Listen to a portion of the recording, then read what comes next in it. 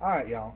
Today we're going to be looking at how do we divide complex numbers. So we've talked about multiplying, adding, and subtracting. Now we're going to be talking about division. There's two vocabulary words I want to talk about, and that's distributive property and FOIL. If you remember FOIL, FOIL stands for first, outer, inner, and last.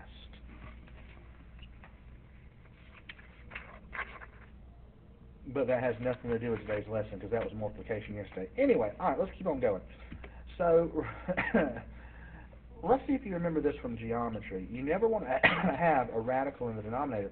So to rationalize this, I'm going to multiply top and bottom by square root of 3. And so that would give me 2 root 3 over 3.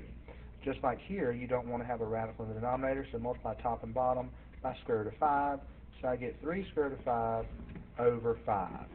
Alright, just like you don't want to have a radical or square root in the denominator, you also don't want to have an imaginary unit in the denominator. So the way that we fix this is we multiply top and bottom by the imaginary unit. So like if you have 2 over I, I'm going to multiply top and bottom by I over I. And watch what happens. If I multiply straight across, I get 2I over I squared, and if you remember, I squared is equivalent to negative 1, so this is simplified to negative 2I.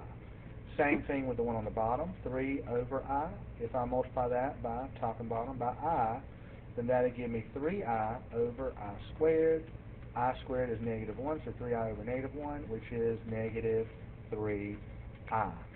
And then we can look at some more problems like that, where we have to distribute, which is one of our vocabulary words, like say for example, and let's ignore these two for right now, but say that you have this first one. Again, you don't want the imaginary unit in the denominator, so we're going to multiply top and bottom by that.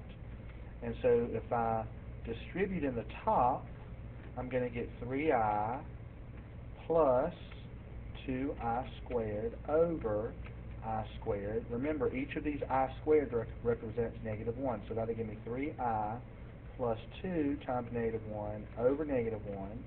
So that gives me 3I minus 2 over negative 1.